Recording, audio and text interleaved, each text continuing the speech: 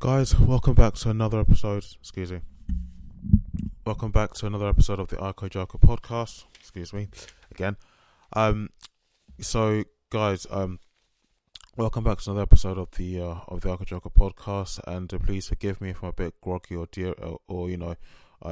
sleepy-eyed, but I'm making this podcast about 3:30 in the morning here in the UK. I'm in London, so it's something I did at the last minute. I said I must get this podcast out before the UFC 258 fight goes live in Las Vegas, which will be later on today because it's now February the 13th here in the UK. But when we see, it'll be early in the morning of February the 14th, whilst it'll still be February 13th in the US.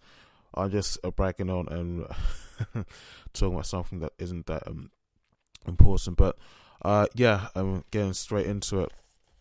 So the main event of UFC 258, Kamaru Usman versus Gilbert Burns. Now, for me, after looking at the two guys fight, I looked at Kamaru Usman, how he fights, and I looked at Gilbert Burns. Kamaru Usman, I could see why they call him the could I safely say that a novice like me knows why they call him the Nigerian Nightmare. But he's good at his takedowns, he's good at his grappling, his wrestling, his ground game is good. And I'll say that, I was watching the rerun of the UFC 251 where he fought Jorge Masvidal, and he won that fight. He didn't waste any time again a takedown. I mean, he'll throw a few strikes at first, but then the closer he gets to you, the more weaker he makes you. With all the attacks he throws your way. When he sees again, so just the slightest opportunity or chance he gets, he just goes in there for a takedown. And that's why I saw it in this fight. So I always wanted to get his opponent on the ground where possible, as soon as possible. And he's good at keeping his opponents on the ground. So I'm seeing my assumption is that once you get them on the ground, then from there, if you're in the right position, if things are if things are going your way, if you've got the upper hand, if you've got the advantage, then you can eventually you can get a submission out of them. His strikes are good, and so I'm really just going to repeat myself. No, his ground game is good, and when he's getting really physical with his opponent in terms of takedowns, wrestling, and clinches up against the fence by the side of the octagon, that he's good at. But Gilbert Burns, I watched when he fought Tyron Woodley, and I didn't really get the the time or the particular UFC event it was. But one thing that stood out to me is that the guy, Gilbert Burns, his punches, his striking he fights like a fucking animal. I was saying to Charlie, my friend that talks about MMA a lot. Excuse me. I was speaking to Charlie and telling him that. So, my money, I'll say now, and my bet is that I think Burns will win because of his striking. I wouldn't want to be I wouldn't want to be the fighter or anyone who's on the other end or at the opposite end of his fist, because one thing I was saying, and I think I can say this safely, is that he's very dangerous with his hands when striking. You don't want to be on the receiving end. His takedowns are also good as well, but what really stood out to me again is how good he is with his hands. His punches seem fast, heavy, fierce, and really precise. Where he lands where he's going to send his fist, he makes it looks like it's in a controlled manner, and it hits like a determined target spot in the opponent's body. So for me, I think that Gilbert Burns will win this one and will have it in the bag.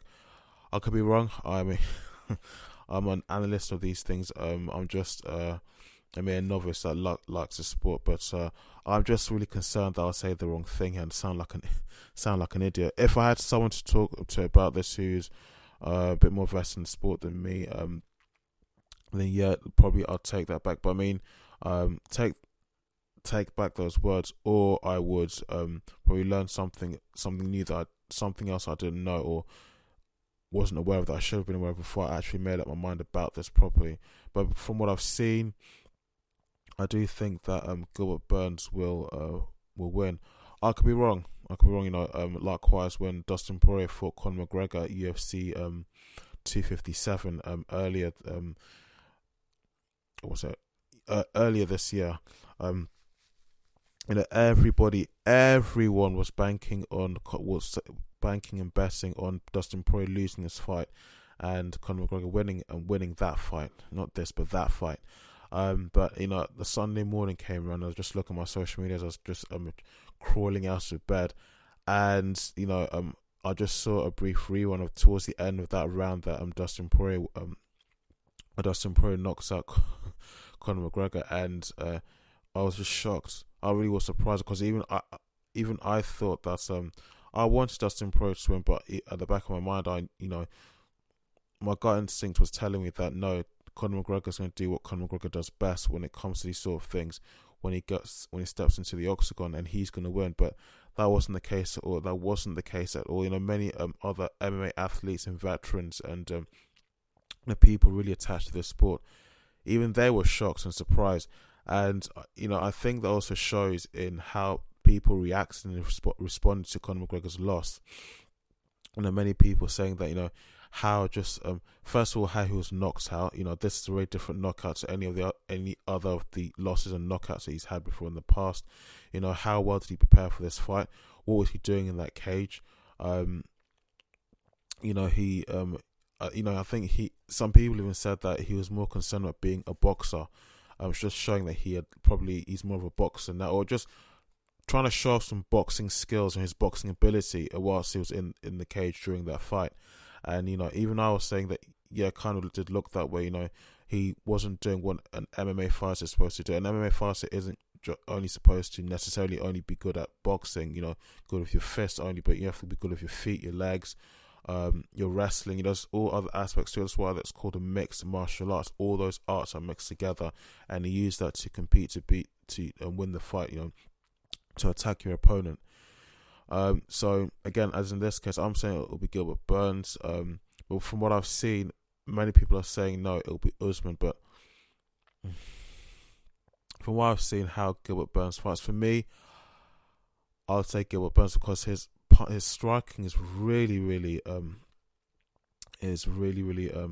nice, really fierce, and unless if you can really move like Stephen Wonderboy and just always make sure that you're taking less punches, less attacks than you're giving out to your opponent, then you're dishing out to your opponent, then if you're hit by one of those, it can knock you out. And obviously once you're floored into that position or on the ground, then your opponent can quickly jump on you and get you into pin you down there on the floor and get you into submission. That they win the fight. So I'd say for the last time since I've been ranting and raving about this for nearly 10 minutes, my money would be on Gilbert Burns to win this fight, UFC 250. But again, I could be wrong. Okay, so UFC Vegas 18 that took place last weekend. There was the Alistair Overeem versus Alexander Volkov fight, and many people disappointed and really taken aback by Alistair Overeem's performance in the cage. That I saw it myself, and his recovery just wasn't what it used to be. Many people were questioning and asking whether he should retire, whether this probably is the end of the road for him. He's 40 years old, and even though outside of fighting that's not old, but in fighting and sports that is considered to be quite old. Although I've seen some fighters who, there was a fighter last year from the UFC, I can't remember his name, he's 41 years old, and he fought a fighter who was a lot younger than him. But no, the point of the small story is that he won that fight, and he was termed a warrior because of how he fought. He fought so well. He fought like to the very bitter end, like he fought to the death. I mean, he's the what they call the wrong side of 40. So it is impossible. Some people, that they're the older fighters, the older veterans in the sports, and they're beating the younger fighters in the sport. So it's not impossible, but looking at what how Alistair Overeem performs in that fight at UFC Vegas 18 against Alexander Volkov, I thought that he would win that fight, because initially looking at him as a novice mixed martial arts fan, me looking at him, I thought because of his size he looks a bit bigger, and Volkov looks very tall and quite lanky, and actually Volkov is taller and heavy. I thought that Volkov was actually not Volkov. Volkov is taller and lanky. I thought that Overeem was actually the heavier guy because he looks as he has a bit more lean size on him, not fat but muscle. So I thought with all that muscle, any strike that he does throw out, excuse me, any striking he does throw out, any work he does with his hands to his opponent's head or wherever on his opponent's body, will do some significant damage because of the muscle power behind his striking, behind his fist. But that wasn't necessarily the case this time around, and Volkov won that fight. So again, in this case of UFC 258, this fight, I could be wrong. The other people who are betting that Usman will win could be wrong as well. But no, it's a bit off topic now. I was talking about the UFC Vegas 18. Excuse me. Frank Edgar, who was knocked out by a flying knee by Cory Sandhagen, the Sandman. So Frank Edgar did put out a statement after that loss, and basically said, "I've licked my wounds long enough. I'm home with family. Life is good. On Saturday, I was as prepared for a fight as I could have been. Props to Cory Sandhagen. He landed a perfectly timed and executed bomb on me. Luckily, I don't remember it much. This game can be a cruel bitch, and Saturday night was just that. But I ain't panicked. I've been here before. Thank you to my family, team and friends who really are all one in the same for continually giving me the love and support it takes to be a fighter. The loyalty and unconditional love and guidance you all give me is truly unbelievable. I love you all more than you know. To my fans who always ride with me, I appreciate you all, and you make this fun for me. Till next time, see you all soon." And I do like seeing that. From an athlete. Even when Conor McGregor lost to Dustin Poirier back at UFC 257, initially in the beginning I was like a bit on the haterish side for Conor McGregor, but that all of that was replaced by respect, because he actually went and congratulated Dustin Poirier personally, and told him well done and keep going. And for me that's a really humble thing that he did, because I'm sure many people, including himself, in his own mind, in his own head, would have probably was thinking that this fight was in the bag because would I say there was much pressure? No, I think probably the expectations were a lot higher for Conor McGregor to win the fight. In fact, the expectations were automatic that he would win the fight. He would jump in the ring, in the octagon, wherever, and just do what he does best, and just bring home the win. But again, that didn't happen. But even though he lost, and for him, for someone like him, for his status in the sport and his status in in an organization such as the UFC, that if you're a fighter in that organization, even if you're a low-ranking fighter, if you're doing really, really well, you've got lots of wins, more wins under your belt than losses, then you actually, you're still making a name for yourself, even though in the organization they are notorious for how they do treat the fighters, and for the fairly lousy pay that they do get. For someone like Conor McGregor, I'm sure that it would have been a lot of pressure, and the fact that he lost that fight, I'm sure For someone like himself, again, because of his sort of status symbol he has in the sport and in the UFC, probably the loss that he had was probably even embarrassing. That's what I was guessing at. But, he took on the chin, took it like a man, handled it like a man, and was really humble about the whole thing. Now, what else is there? Yeah, so there was an interview that Nate Diaz did with Ariel Helwani, and I think it's the latest thing, any sort of media thing he's done, any sort of media appearance or interview that he's done since, for a long time. At least, I think. As far as I know, anyway, let me just put it that way. Make sure this thing's close enough so I can be heard. Alright, so in that interview that lasted for approximately 45 minutes to an hour, I think, he, touching back on the topic that I spoke of before, UFC 257, Conor McGregor's performance. Now, he said that Conor McGregor really messed up in that fight. Word for word, he said that Conor McGregor fucked up more than Dustin did in that fight. So, if I was a really, really lay person, that is someone who knows nothing about this sport, probably even virtually a lot less than I know now about the sport. So I'm just looking purely from the outside inwards, looking at the sport.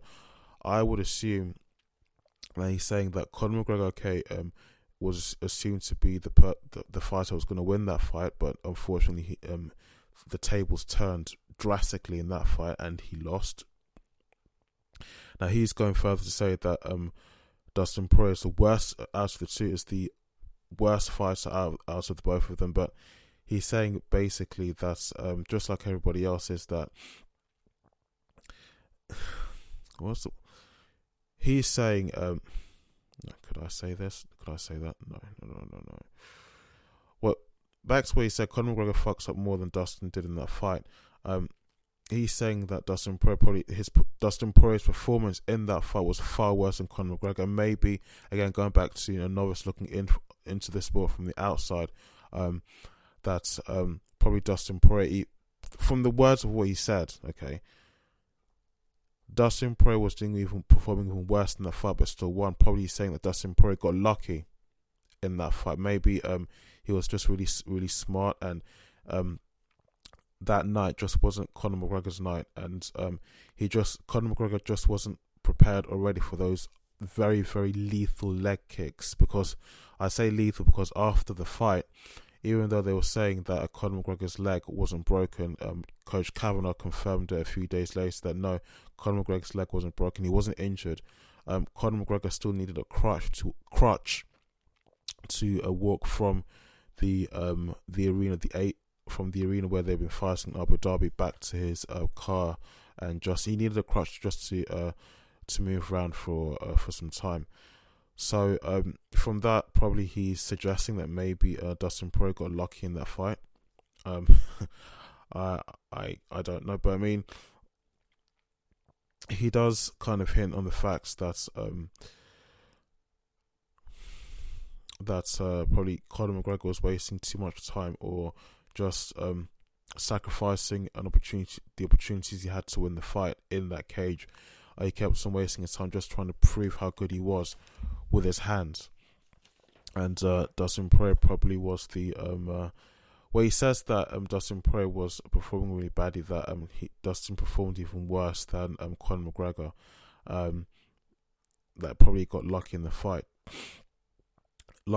but maybe Dustin Poirier was really smart about the whole thing, and just use some really heavy leg kicks to try and get Conor McGregor to more or less fall to the ground, because those leg kicks again were really, really lethal, and it's because of that Conor McGregor's legs buckled, he fell over, and then Poirier just finished him off and he won the fight. Although some people, and this is not to disrespect the Diaz brothers, but some people have said that can I say this without sounding stupid, that the Diaz brothers probably, especially Nate probably doesn't know what he's talking about some of the time, that sometimes that his speech was I was watching this interview with Errol Hawani that he had, and there were times that I had to press my earphone really close to my ear and turn up the volume as best as I could, just to really try and make out what Nate Diaz was actually saying, whether it made sense or not. I mean, I understood what the conversation was about, but sometimes I was just wondering, does this person, are they okay, or because I do know they do like to smoke weed for medical purposes, I think, and beneficial purposes, or whatever it is, for their health. But there were sometimes I was just wondering, his speech just isn't really quite there. It doesn't sound like it's normal.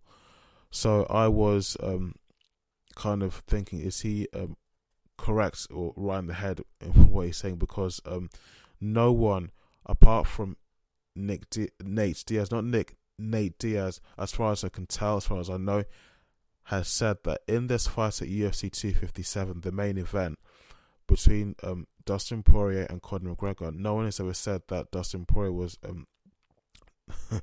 that his performance was bad. I've not really heard that anywhere. In fact, saying that his performance, that he was lucky. I mean, I'm not saying that Dustin Poirier was lucky. I mean, I believe he fought well, and in this sort of thing, I don't think anyone gets lucky. In a fight game, nobody gets lucky. You have to really put in the time for training, making weight, cutting weight, eating all the healthy foods, getting in shape, all those sort of things. So I don't think it's a situation that where you get lucky or anything like that. But I've not heard anyone else anywhere else say that his performance was really, really bad. I mean, if his performance was really, really bad, why is he now sitting at number 1 in the lightweight division of the UFC?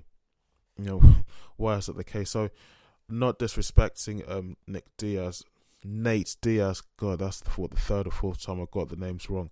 I'm not disrespecting Nate Diaz, but I think it's a bit questionable what he's saying, because I've heard some other fighters who listened to that interview, and some people have said that sometimes that guy sounds like he doesn't know what he's talking about, despite being a good fighter. He doesn't always sound like he's all there.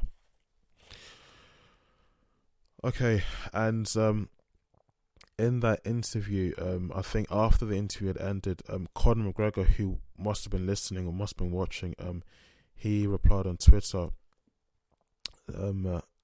saying something like, just, I think, having a jab at Nick. And Nate, God, what is wrong with me? Just said some things on Twitter. Oh, look out, we got a badass in a race car chair over here. Cool race car chair, bro. I mean, whatever.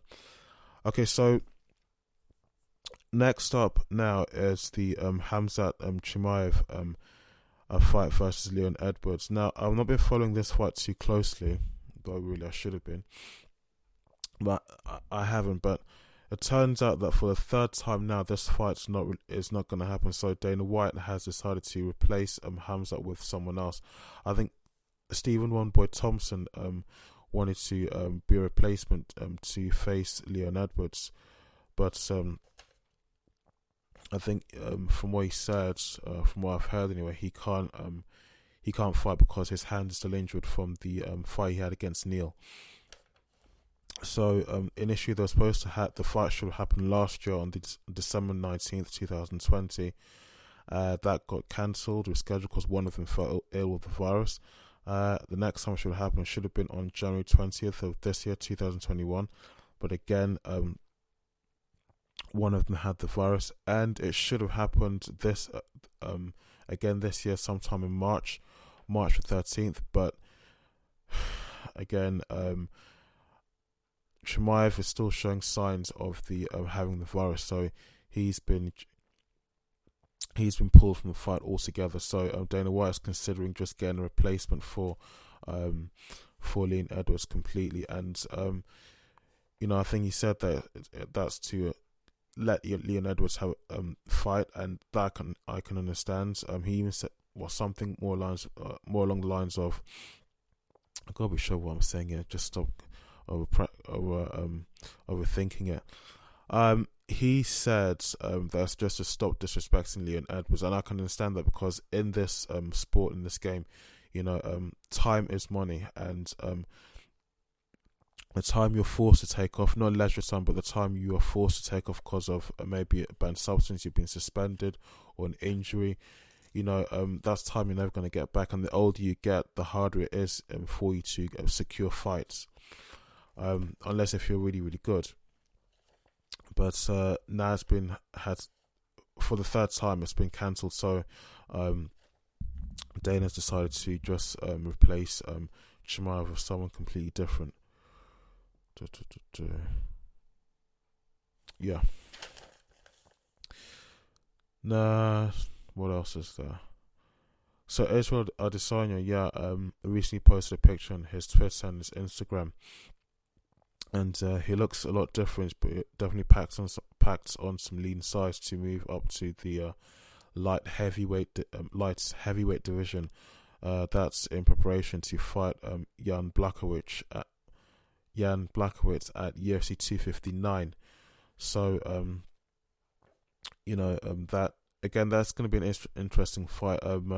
Most people have said that Israel does have the advantage in this fight, especially even the female friend of Jan, who I can't remember her name, not helpful, but she even came out saying earlier this year, was it towards the end of last year, that Israel really has a lot to gain whilst Jan has a lot to lose. Excuse me. Understandably, Israel has the athleticism, the agility, can move fast, a lot quicker than Jan, and he's a really, really good striker. But again, that'll be an interesting match to watch and to look out for. And moving on, Joe Rogan, whose podcast I used to listen to a lot before, but I've just been so busy that I don't really keep up to what he's doing or whoever he has on it. I don't really keep up to date on what he's doing. So I've not been watching his videos or listening to his videos so often as much as I used to or should do. He hinted basically on the Dustin Poirier fight with Charles Oliveira. Now, Charles Oliveira did want to. Well, I'm sure he still wants to. He still wants to fight Dustin Poirier to get the title. But I think when Oliveira actually put that proposition, the suggestion out to Poirier, he didn't reply. And I think Poirier was more concerned, actually much more interested in fighting McGregor. And after that loss at UFC 257 against Poirier, it was made known that McGregor was basically harassing everybody, all the relevant people, especially those in the UFC, including Dana White, of course, that he wanted a rematch, he wants a trilogy fight. And Dana White has confirmed that is going to be the case. That trilogy fight will be going ahead. They'll be fighting for a third time now. But Joe Rogan has suggested that Dustin Poirier should fight Charles Oliveira. Now that's in the hope that if Oliveira does beat Poirier, Khabib will return to the sport and reclaim the belt. And of course, Khabib's record will be increased from 29-0 up to 30-0. So that's almost like killing two birds with one stone. And of course, I want to see Khabib fight again. In fact, one last time. In fact, even though he has fought virtually all the best guys in his weight division, I can't tell you off the top of my head. I still like to see him be matched up with other really good fighters in the sport. Even those who are retired, I'm sure they'll come out just one last time to fight him, because he's a big name. They're a big name, especially those who have good fight records, a lot more wins than they have of losses. I'm sure many people tune in to see that. It'll be a massive, massive fight, probably one of the biggest fights in MMA history or UFC history. So guys, that will be it. I don't think there's anything else I've not covered. Probably there is other things, but this is all I can get now for this podcast. Please again forgive me, I'm a bit sleepy, so that's probably the reason why I've been so tongue twisted in this podcast and in this episode. So guys, please do, if you did like the video, please don't forget to leave a like. Don't forget to subscribe. You can follow me on Instagram. My name is Ojiako1. On Twitter, my name is Ojiako. On Facebook, if you're interested, I'm on there, Ojiako. You can also listen to my podcast on Spotify, Google Player, Google Podcasts, Stitcher, Podchaser, Player FM, Listen Notes, TuneIn Radio.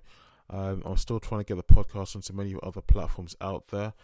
This Apple Podcast, the Apple Podcast thing, the only thing that's really stopping you from putting the podcast onto their server, onto their directory, really is just the issue of the artwork. Don't know what that is, but it's something I really got to look into and investigate and just see how to get around it. So, but that's such a small thing that there must be a way around it, just a way of doing it, because everybody else has gone their podcast on there and their artwork that hasn't really changed. So there must be just something small that I've got to tweak somewhere to do, and it's so simple. But that is in the works, and it is going to happen, definitely. I've said that now probably for the upteenth time. You're probably sick and tired of hearing it. But guys, thanks for listening, and don't forget to like and subscribe if you do enjoy my content. Thanks.